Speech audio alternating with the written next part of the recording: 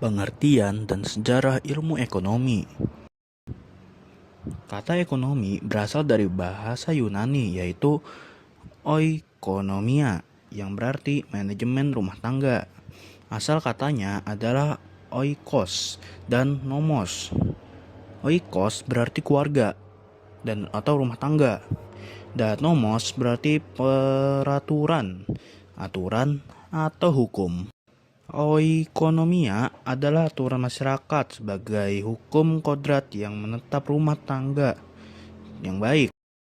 Dalam perkembangannya, terdapat sejumlah pengertian mengenai ilmu ekonomi. Antara lain, Adam Smith mengatakan bahwa ekonomi ialah penyelidikan tentang keadaan dan penyebab adanya kekayaan negara. G.B. Say mengatakan bahwa ekonomi sebagai suatu kajian tentang keperaturan yang bisa menentukan kekayaan. Menurut G.S. Mill, ekonomi adalah ilmu praktis tentang produksi dan distribusi kekayaan. Sejarah ilmu ekonomi, Xenophon dan Adam Smith. Salah satu karya pertama tentang ekonomi ditulis oleh Xenophon yang hidup sekitar 350 tahun sebelum Masehi. Karyanya adalah Euphonimus yang berarti manajemen rumah tangga. Isinya dialog Socrates dan Critobulus mengenai pengaturan manajemen rumah tangga, termasuk pembagian pekerjaan dan pentingnya pendidikan bagi semua anggota rumah tangga untuk meningkatkan produksi pertanian. Ilmu ekonomi kemudian makin berkembang.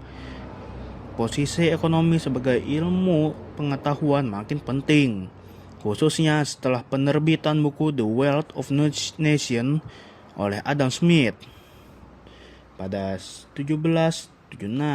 Selanjutnya adalah tentang kelangkaan dan kebutuhan manusia. Kebutuhan manusia. Setiap individu memiliki kebutuhan yang hampir tak terbatas.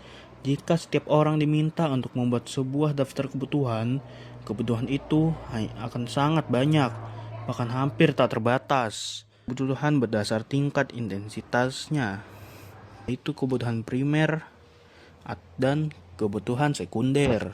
Kebutuhan primer adalah kebutuhan manusia yang harus dipenuhi untuk melangsungkan hidupnya.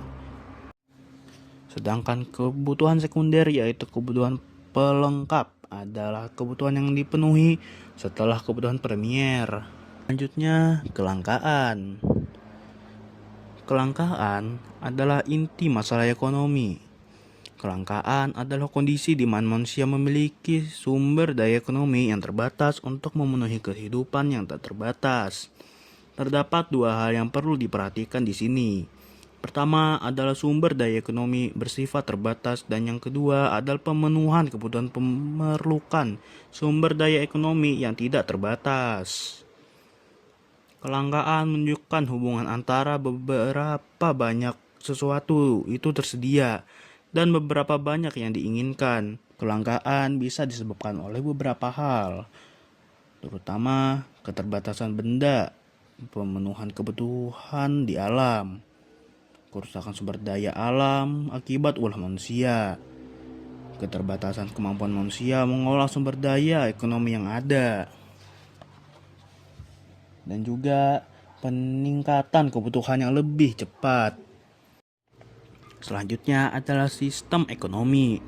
Sistem ekonomi adalah perpaduan beberapa subsistem yang membentuk sistem itu sendiri. Jadi, sistem ekonomi adalah perpaduan dari aturan-aturan atau cara yang merupakan satu kesatuan dan digunakan untuk mencapai tujuan dalam perekonomian. 1. Sistem ekonomi tradisional. Sistem ekonomi tradisional diterapkan oleh masyarakat tradisional. Ciri-cirinya adalah teknik produksi dipelajari secara turun-temurun dan bersifat sederhana. Hanya sedikit menggunakan modal. Pertukaran dilakukan dengan sistem barter atau pertukaran barang. Belum mengenal pembagian kerja. Masih terikat dengan tradisi, dan tanah merupakan tumpuan kegiatan produksi dan sumber kemakmuran. Lalu ada juga sistem ekonomi komando. Sistem ekonomi komando adalah sistem ekonomi yang perannya dipegang oleh pemerintah sangat dominan, sedangkan peran masyarakat atau pihak swasta sangat kecil. Contoh negara yang dapat dikatakan mendekati sistem ekonomi komando adalah Kuba. Dengan ciri-ciri semua alat dan sumber daya produksi dimiliki dan dikuasai oleh negara sehingga hak milik perorangan hampir tidak ada. Pekerja yang tersedia dan siapa yang akan bekerja ditentukan oleh pemerintah. Rakyat tidak memiliki kebebasan untuk memilih pekerjaan. Kebijakan perekonomian diatur oleh pemerintah. Pemerintah membuat perencanaan pembangunan nasionalnya. Segala keputusan atau perekonomian berada di tangan pemerintah. Lalu ada juga ekonomi pasar. Ekonomi pasar adalah merupakan kebalikan dari ekonomi komando. Pada sistem ekonomi pasar, kegiatan ekonomi dilakukan oleh pihak swasta. Pemerintah hanya mengawasi dan melakukan kegiatan ekonomi yang berhubungan dengan penyelenggaraan negara. Ciri-cirinya, semua sumber produksi memiliki milik masyarakat. Pemerintah tidak ikut campur dengan secara langsung dalam kegiatan ekonomi. Masyarakat berbagi atas dua golongan, yaitu golongan pemberi kerja atau pemilik sumber daya produksi dan golongan pekerja. Timbul persaingan dalam masyarakat.